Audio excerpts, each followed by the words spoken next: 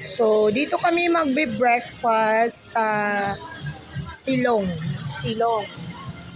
Okay, sila yung mga nagbebenta dito ng samot-saring mga silog. So, malapit lang po ito sa highway. Kung makikita nyo, yan na po yung 7-Eleven.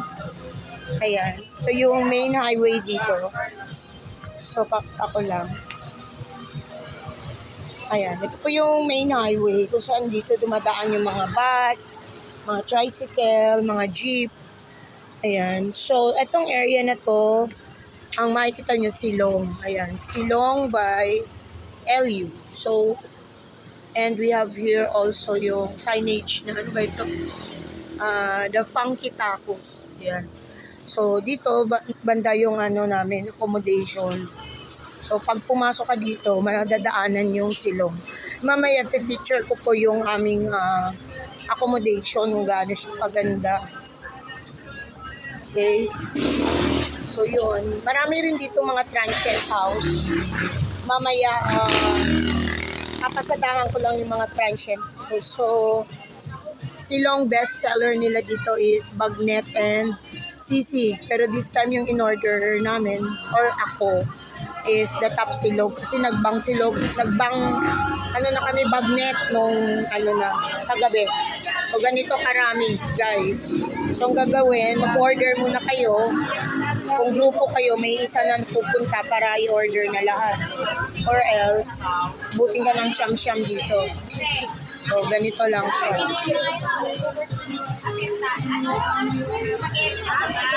So, yan. So, ganyan yung kanila.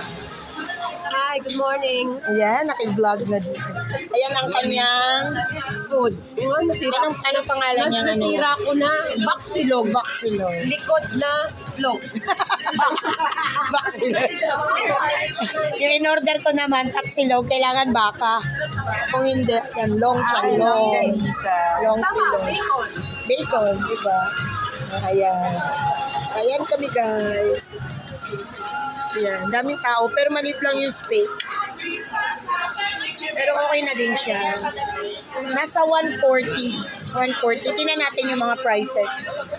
Lang. So, yung mga, ano dito, silog or silong, na tawag nila. Meron dito, silog, 100, long silog. Halos tig 100 lang pala. Ayan, may extra rice lang, 20 rice meal. Bagnet with egg nila is 130.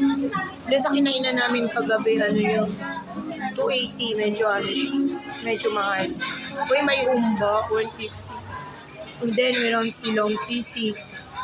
And chicken for blue, 150. So yan, piniprepare na nila yan. Soup station. Ayan, yun ang aming organ na mabait. Ayan. Parang nanay na din. Nanay na din. Ayan, kawawa naman aming orga. Ayan. So, dito kayo magpapabook. Ayan. So, ako lang naman ay nag-i-inart. Nag-video lang. Yung mga anak niya, papakainin na niya. Dito na ako sa aking upuan. Bakit meron tayong sabaw? Ay, maasim yan. Pala. Ayan.